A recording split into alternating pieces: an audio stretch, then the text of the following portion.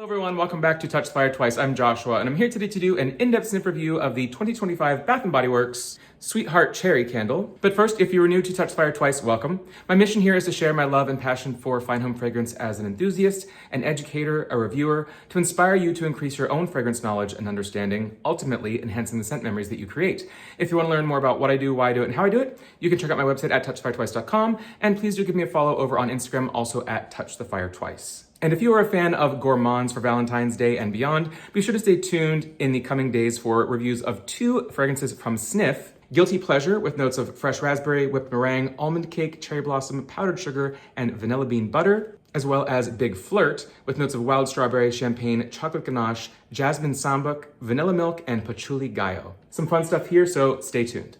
But we're here to talk about Sweetheart Cherry today. So I believe this fragrance first launched in 2024 just in body care at Bath & Body Works, and this is the first year we're seeing it in home fragrance form as well, in their 3-wick candle and their single wicks. I will say from the jump, the packaging is not my jam. If you love cutesy Valentines, then this is right up your alley. For me, it's just a little too elementary school Valentines, but that's the vibe they're trying to evoke, then it works. Notes on Sweetheart Cherry are wild cherry, crushed pistachio, and whipped vanilla. Getting my nose on this, it is nice overall.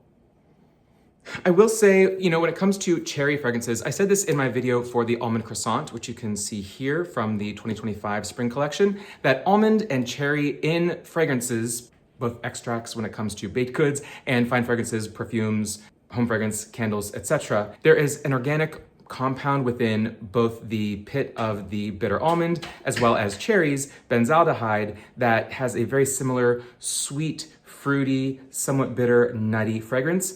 And because that compound is shared between both, sometimes there's overlap where cherry and almond smell kind of similar, or you think you're smelling cherry when you're actually smelling almond. I will compare that actually to the almond croissant candle, as well as the pistachio milk and honey candle, which I have not yet reviewed, but will be reviewing shortly.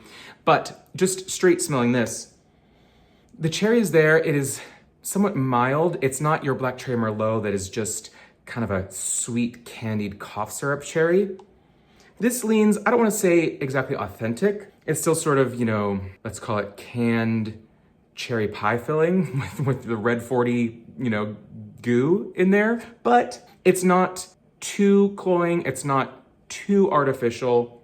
And it works in balance with the other notes here, as they say, crushed pistachio and whipped vanilla. I will say, of course, they don't claim this to be a gourmand edible, in the sense that, of course, gourmand can be edible and non-edible. It is a fragrance category that is really a primary kind of mega category, and there are nests down within that where you have non-edibles, you have things that are edible, true to life, inspired by that kind of thing. You have a Boy Smells banana pudding candle that has a bit of banana in it, smells slightly like a banana pudding, but with leather and smoke in it, so clearly you're not gonna eat that directly. And then you have a walnut banana muffin from Bath & Body Works that smells directly like a banana walnut muffin that is meant to be eaten. And then you have gourmands that don't really have typical food items in them that still carry a warmth, some sort of vanilla or tonka that is still a fluffy, warm softness that would be considered gourmand. This just blankly is much more in the body care, non-edible fragrance that is very typical of Bath & Body Works.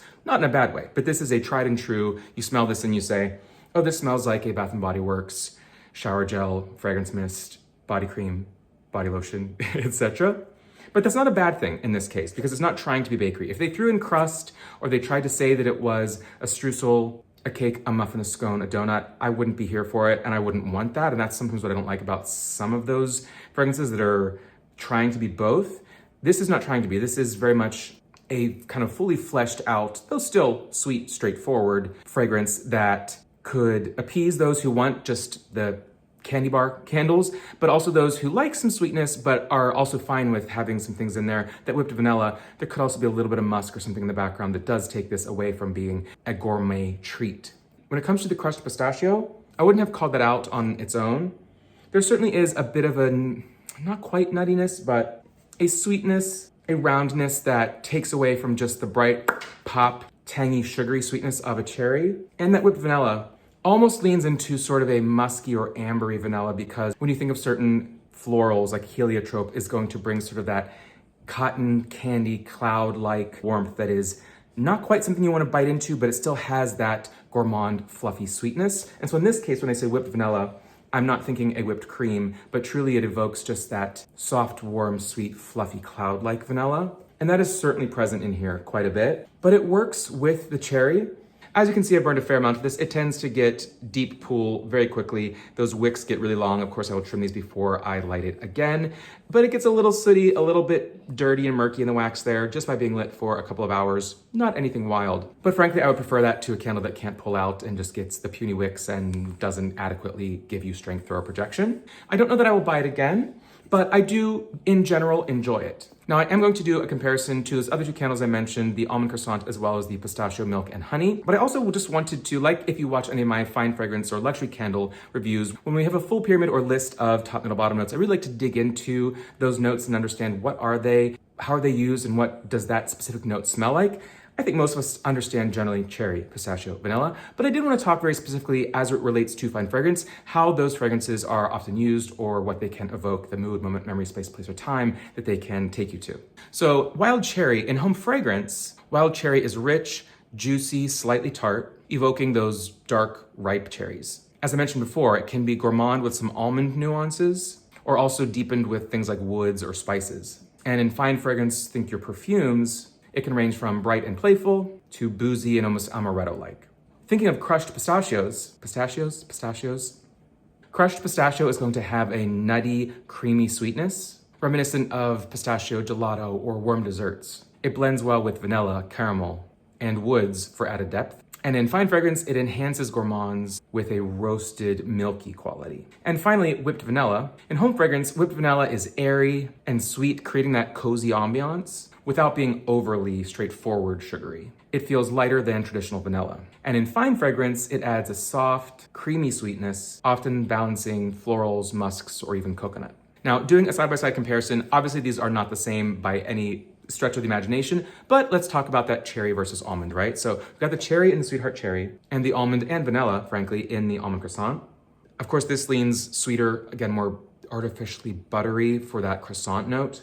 To be honest, I've not burned this since I did the review on it. I'm just not a big enough fan of it. Not really much similarity here. The almond in this actually is stronger than the cherry in Sweetheart Cherry, and there's not much crossover other than they both fall in that sort of gourmand, fruity, vaguely nutty category. Now, the pistachio milk and honey candle happens to have toasted pistachio, cozy shea butter, and whipped vanilla musk. So a bit of crossover there with the pistachios and the vanilla. Comparing the two, gosh, the pistachio milk and honey, one of the reasons why I've burned this a fair amount but have not yet reviewed it is so light. The shea makes it much more sort of in the family of a cozy blanket, a little milky, a little creamy, very slightly nutty, heavy on sort of the milk side. Not much in the way of a sweet, cloying, drippy honey, and certainly no almond, so you're not going to get that crossover of the benzaldehyde that you get in cherry and almond. I would say the base, there's some similarities. You get much more of that bright, sweet cherry in here, and the vanilla is more of that whipped, fluffy, bright, sweet vanilla, versus the vanilla in here being the whipped vanilla musk. You're gonna have a little bit more of that mature, kind of animalic evening quality to the pistachio milk and honey.